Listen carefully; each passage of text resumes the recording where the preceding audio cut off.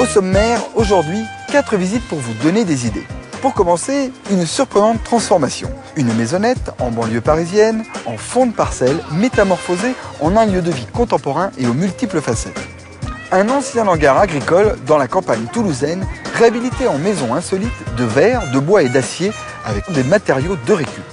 Puis nous partirons dans le sud, à Saint-Janet, à la découverte d'un ancien hangar viticole devenu à la fois lieu de vie et de créativité pour sa propriétaire. Et enfin, retour à Paris, où vous verrez comment un appartement haussmannien a été repensé en réalisant un savant mélange, respect du passé et réaménagement design. Regardez, c'est tout de suite dans Total Maison. Construire un lieu de vie atypique, y créer une ambiance singulière tout en privilégiant confort et fonctionnalité. Tel a été l'objectif de Thierry Rastier. Propriétaire de cet ancien hangar agricole totalement remanié, il a décidé de vendre son loft à Toulouse pour s'installer à la campagne. L'objectif, c'est de créer un lieu qui soit en harmonie avec l'environnement, proche de Toulouse quand même, mais dans de la vraie campagne.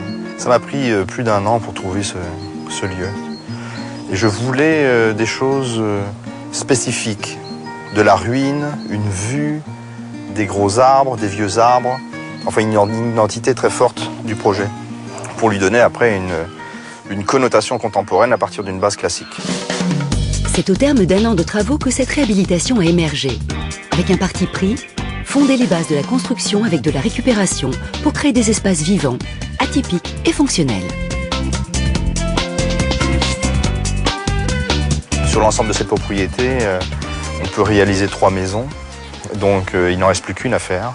L'idée, c'est de pouvoir montrer aussi qu'on peut réaliser une maison contemporaine avec des budgets très raisonnables. Bon, la mienne, elle est réalisée plutôt avec des matériaux de récupération. Et moi, je montre avec ce projet qu'on peut réaliser une maison de qualité avec des produits que les gens jettent.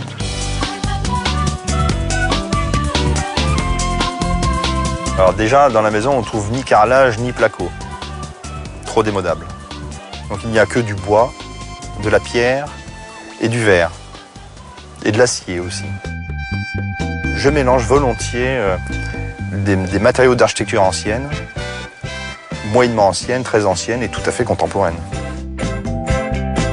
J'ai utilisé des poutres anciennes de type Eiffel. Donc j'ai acheté ça chez le ferrailleur. Et donc cumulé avec des panneaux de bois qui en fait étaient des portes coulissantes. Donc il y avait toute une série de portes comme ça que j'ai récupérées et que je reteintais, c'était pas de cette couleur au départ. Donc tout simple, c'est des panneaux qui sont suffisamment solides pour réaliser de la cloison et des choses comme ça. Alors un autre exemple qui est très intéressant, c'est des vieilles planches qui étaient ici sur le site. C'était les planches qui servaient dans les étables de cette ferme. Donc j'ai redémonté, j'ai retravaillé les clous forgés qui sont des clous anciens. Donc voilà, ça c'est intéressant de pouvoir montrer qu'avec des vieilles choses que la plupart des gens vont brûler, moi je réalise de l'architecture.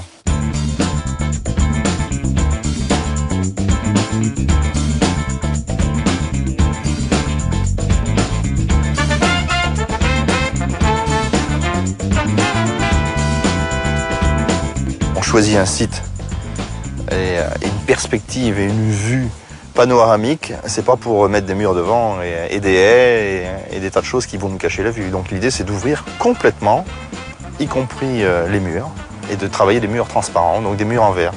Ça permet de profiter à fond, pour toutes les saisons d'ailleurs, du paysage et de la nature. C'est donc dans un esprit de communication avec l'environnement que cette maison a été pensée. Le tout dans un style très contemporain.